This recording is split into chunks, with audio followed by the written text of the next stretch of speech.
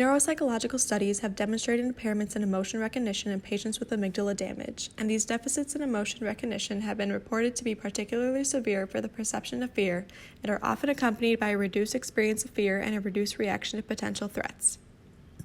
Previous functional neuroimaging studies have provided evidence to the hypothesis that the amygdala is involved in processing fearful expressions and threatening stimuli. Particularly, greater amygdala activation has been found when fearful faces were presented when compared with happy or mildly happy faces. And there were also reports of greater amygdala activation to expressions of fear than to anger. It is known that the amygdala plays an important role in the response to facial expressions that convey fear, but it remains unclear whether the amygdala's response to fear reflects its role in the interpretation of danger and threat, or whether it is activated by all facial expressions of emotion. Some studies have shown that in patients with amygdala lesions, the deficit is not usually restricted to fear. Most patients show impaired recognition of more than one emotion, even though the deficit in fear recognition tends to be the most severe. Further neuroimaging studies have shown amygdala activation to several facial expressions without any specific emotion type, which is consistent with the idea that the amygdala is activated by emotionally salient stimuli and is involved in detecting relevant stimuli regardless of their positive or negative valence. The debate on the role of the amygdala has not been resolved by looking at the patterns of findings across studies, since different meta-analyses of functional neuroimaging studies investigating emotional processing resulted in inconsistent conclusions regarding whether the amygdala plays a specific role in fear recognition or shows a more general activation in response to emotional faces. Interpretation has been limited by the fact that there are a few studies which compare several expressions within a single experiment, and variable results in previous literature may be due to the use of different non-emotional stimuli as a comparison condition whose activation is subtracted from the emotion conditions.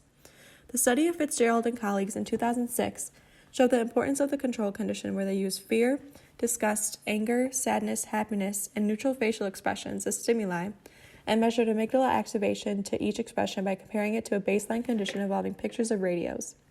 Amygdala activation was found for all facial expressions, but the face versus non-face contrast left the possibility that the observed amygdala activation is to faces rather than to facially expressed emotion. When Fitzgerald and colleagues compared overall activation across the different facial expressions, they found no significant difference. However, in a histogram of the null effect, the parameter estimate for the amygdala response to fear was higher than for any other emotion, and almost double that for anger and disgust. Matabelli and colleagues in this study hypothesized there to be a stronger amygdala activation when a low-level baseline is used as a control condition as compared with control conditions with neutral faces or other pictures. Previous studies using neuroimaging have been debilitated in the use of control stimuli across studies. In this present study, Matabelli and colleagues took advantage of the greater statistical power of a block design as compared to an event-related paradigm, and they examined whether the adoption of different comparison conditions affected the pattern of results. Their fMRI block design experiment included expressions of the basic emotions of fear, anger, disgust, sadness, and happiness, and 3 different comparison conditions. Pictures of houses were used as a non-face contrast to find amygdala responses to faces in general. Neutral and mildly happy expressions were used to identify emotion-specific activations. The mildly happy face was used in addition to the neutral face because neutral faces can appear slightly cold and hostile, and the mildly happy baseline has therefore been used in previous fMRI studies. Appropriately, to demonstrate that a region is responsive to facial emotion, it is essential to use a comparison that eliminates other aspects of face perception. For this reason, they compare the amygdala's responses to 5 basic emotions to its responses to neutral or to 25% happy faces. 12 male and 12 female healthy right-handed volunteers of a Western cultural background took part in the experiment, which is quite a small sample size. The figure on the right of the screen shows the stimuli for the 8 conditions used in the experiment. For fMRI scanning, ecoplanar images were acquired using a T2 weighted gradient eco-sequence with blood oxygen level dependent contrast. Whole head volumes were acquired with contiguous axial slices, and the slices were positioned for each participant to ensure optimal imaging of the temporal lobe regions where the amygdala is located. Team 1 weighted images were acquired for each participant to provide high-resolution structural images. To identify the face-selected region of the amygdala, a localizer scan was conducted after each fMRI experiment. There were 4 conditions: faces, objects, places, and scrambled faces.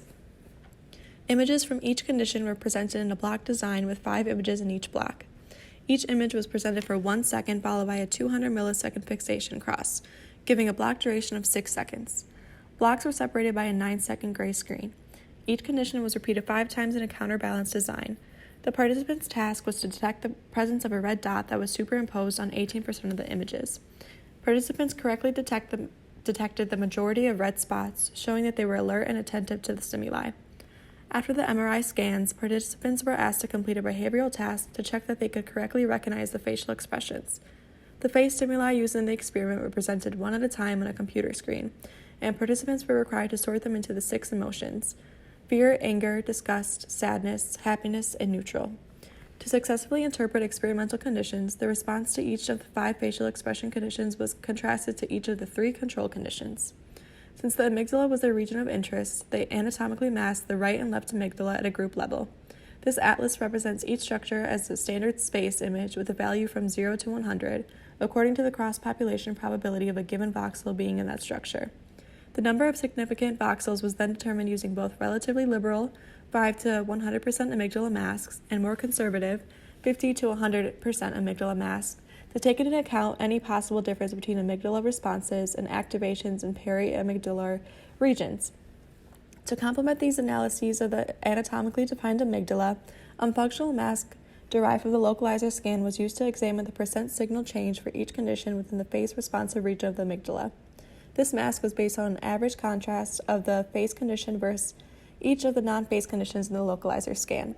Within this region, the percent signal chain was extracted from each participant for each condition, and a repeated measured two-way ANOVA with factors hemisphere by stimulus was carried out to test significant differences between conditions in the left and right amygdala.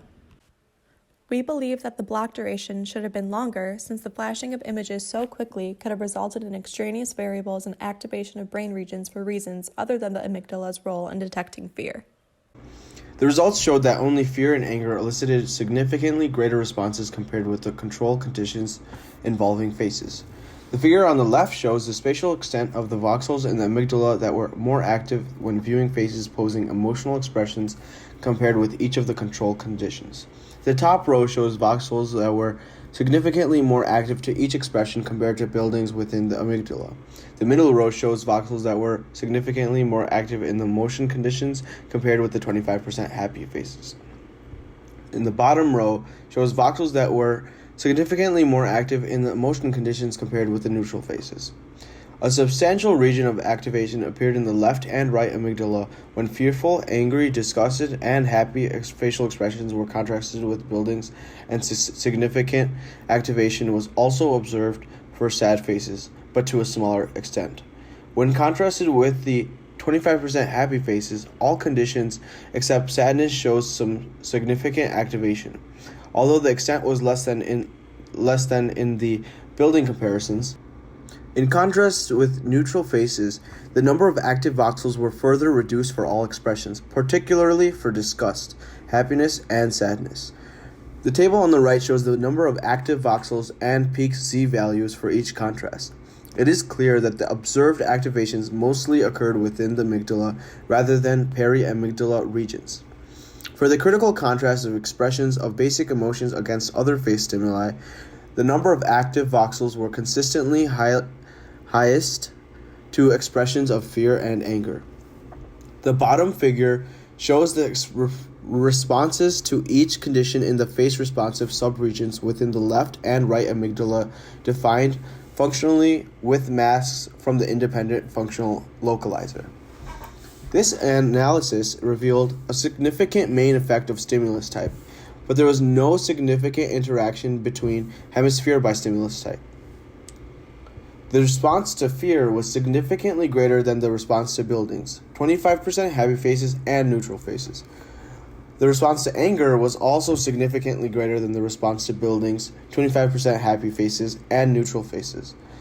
The response to disgust and happy was only greater than the response to buildings. None of the other comparisons reached statistical significance. This overall pattern is therefore consistent with that based on the anatomically defined regions. For the critical contrast of expressions of basic emotions against other face stimuli, only expressions of fear and anger reached statistical significance. The results supported their hypothesis that the use of a control condition with stimuli belonging to the face category or a non-face category can affect the results of amygdala activation and therefore point towards different conclusions, which explains the debate of the role of the amygdala from previous studies. Activation of voxels in both the left and the right amygdala were consistently noted for expressions of fear and anger for both contrasts, whether the anatomical amygdala was more liberally defined or relatively tightly defined. When the face-responsive region of the amygdala was functionally identified from the independent localizer scan, statistically significant differences in percent signal change compared with the neutral or the 25% happy conditions were only found for fear and anger. Overall, the findings are consistent with the role of the amygdala in processing threat rather than in the processing of all facial expressions of emotion, and the results demonstrate the crucial importance of the choice of comparison condition to the pattern of results. To address possible speculations of conflicting conclusions from previous literature, the researchers looked systematically at the consequence of using differing contrasts to evaluate amygdala responses. The responses to face images posing different emotional expressions were contrasted with a non-face condition and with face conditions involving mildly happy or neutral expressions. Mattavelli and colleagues also compared the use of tightly defined anatomical mask restricted to the amygdala itself to a more liberal anatomical mask that included some peri-amygdala regions, and they complemented these anatomically based procedures with a functional mask involving face-responsive voxels in the amygdala based on the independent functional localizer scan.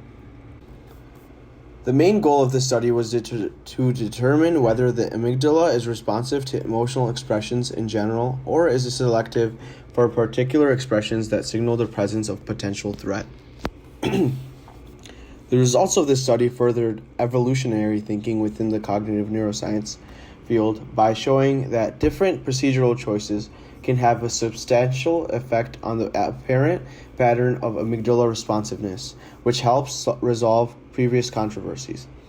For a contrast of face conditions versus buildings, the amygdala responded to some extent to most expressions with a number of significantly activated voxels to all 5 basic emotions for both anatomical masks and percent signal change in the face responsive part of the amygdala for fear, anger, disgust, and happiness compared with buildings.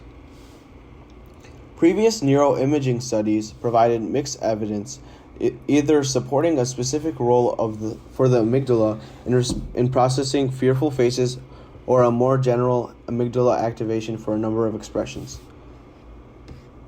Studies in cognitive neuroscience literature have identified the amygdala as a neural correlate for processing threatening stimuli, and its consistent response to fearful and angry faces in the present study fits this general conception. To test specific effects of emotion type in amygdala activation, the researchers used the percent signal change from face-responsive subregions within left and right amygdala, and the signal for each expression was compared with each control condition. This analysis showed that only fear and anger produced significantly higher activation than neutral and mildly happy faces. This is consistent with the hypothesis that the amygdala is involved in processing threat-related expressions. However, a more complex pattern was seen than a pure response to physical threat. Both fear and anger were significantly different from the face control conditions, but disgust and happy expressions also activated some voxels in the anatomically defined amygdala and showed a change in percent signal for the functionally defined region that might have reached statistical significance in a study with greater power. One reason for this is because the amygdala contains multiple nuclei, and only some of these are involved in evaluation of specific emotions, and others serve a more general social purposes. An alternative reason is that the amygdala has a more general role in emotional appraisal, for which fear and anger are the most efficient elicitors.